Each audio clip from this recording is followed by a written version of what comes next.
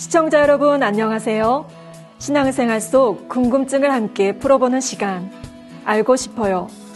오늘의 질문입니다.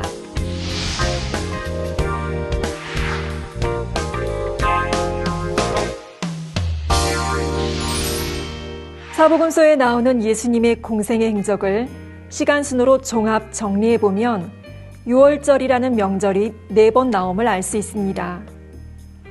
따라서 공생의 기간은 만 3년이 됩니다. 엄밀히 말하면 3년이 조금 넘습니다.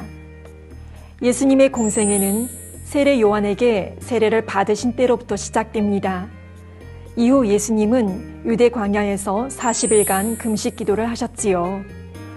또한 가나 혼인잔치에 가셔서 물로 포도주를 만드셨습니다. 이후 6월절을 지키기 위해 예루살렘으로 향하셨는데 때는 4월경입니다. 이스라엘 백성들은 율법에 따라 1년에 3차례 큰 명절에 하나님의 성전에 와서 제사를 드려야 했습니다.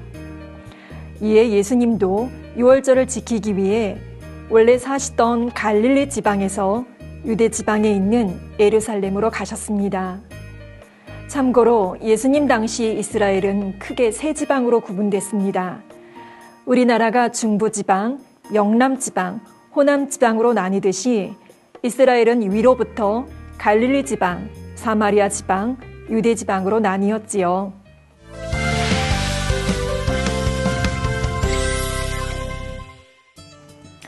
예수님의 공생애 중 첫 번째 6월절, 곧 공생의 1년차가 시작되는 시점은 요한복음 2장에 나옵니다.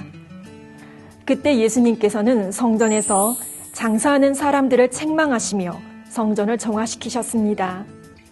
그리고 약 8개월간 예루살렘에 머물며 표적을 행하셨지요. 이에 많은 사람이 예수님을 믿었다고 성경에 기록되어 있습니다.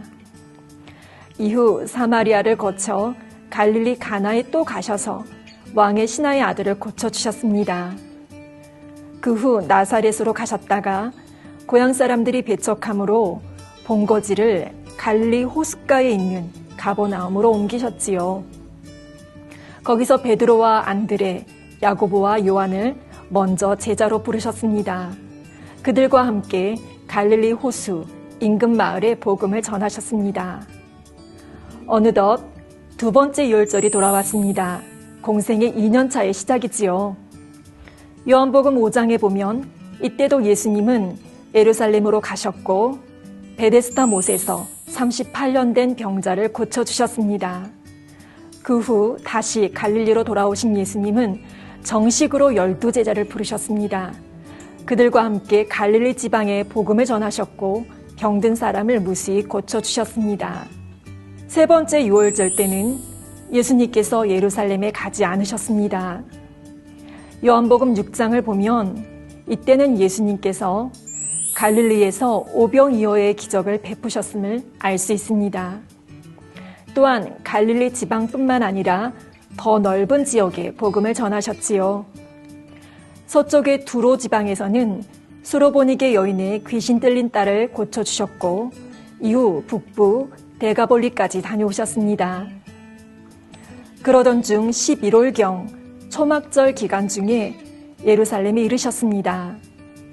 그 즈음 간음하다가 현장에서 붙잡힌 여인을 구해주셨고 날 때부터 소경이었던 사람을 볼 수 있게도 하셨습니다. 그로부터 약 2개월 후에는 죽은 나사로도 살려주셨지요. 이후 약 3개월간은 동쪽 이방 지역에서 복음을 전하셨습니다. 그러시다가 네 번째 6월절이 가까우자 예루살렘으로 돌아오셨습니다. 그리고 결국 6월절 전날 십자가에 달리셨습니다.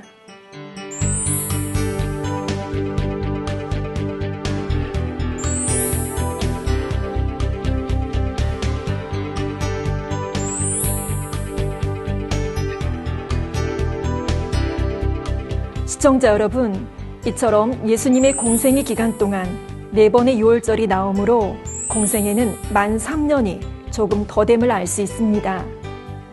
이러한 시간 개념과 함께 지도를 통한 공간 개념을 머리에 그리면서 사복음서를 읽으심으로 더욱 생생한 감동을 입게 되시기를 소망합니다.